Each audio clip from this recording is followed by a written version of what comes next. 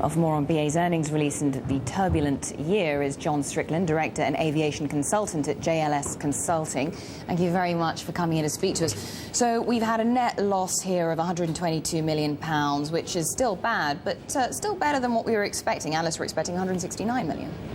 It is positive news in a difficult context. Of course, this is a quarter of a year when airlines can deliver profits. If we look at British Airways peer group this week, Air France, KLM and Lufthansa have both reported strongly improved results.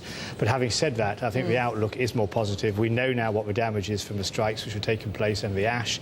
And what we're hearing is strong growth in revenue, a very substantial rise, double-digit in revenue per flown occupied seat of 13.5%. And do these figures put much pressure, do you think, on CEO Willie Walsh to really resolve the long-running dispute with the unions? I think that dispute does need to be resolved. I think it's less likely now, highly unlikely, in fact, that we'll see more strikes, because the vote to reject the company's recent pay offer was a very small vote against, of a small share of those who could have voted.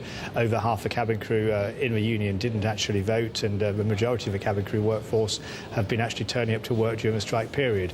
Nevertheless, it needs to be brought to a clean resolution. The union is still challenging on certain elements, such as staff travel entitlement, but now we're into the busy summer period.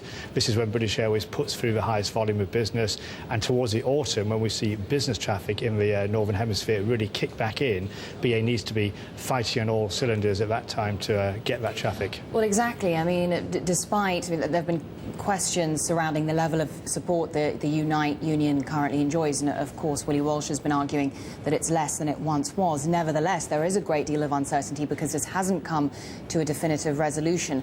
And so to what extent is BA going to be able to benefit from a pickup in the situation in the airline industry while this is still going on? How are future bookings going to be affected by the continued threat of industrial action? Well, I think in the short term, in the second quarter, we're going to see a hit where people travelling for leisure reasons on lower price tickets have not booked their summer travel with BA because of these uncertainties. The autumn, it's going to be very important that whether the strikes reoccur or whether a dispute is resolved or not, the BA gets across a clear message to its passengers, as it has been doing, that it is capable of still flying the vast majority of its services, because business travellers who pay the highest fares will book away from BA if they don't have that certainty. How close are we to a resolution? I think it's very, very close. It seems to me that the staff travel issue is the one, at least publicly remaining issue. The union is threatening to go to court about that. BA is saying it will defend its position about that. And as I said, the strikes themselves, I think, are unlikely to reoccur, looking at the rather low level of support that existed for the vote against the pay offer just a few weeks ago. John Strickland, thank you very much indeed for joining us. Appreciate it.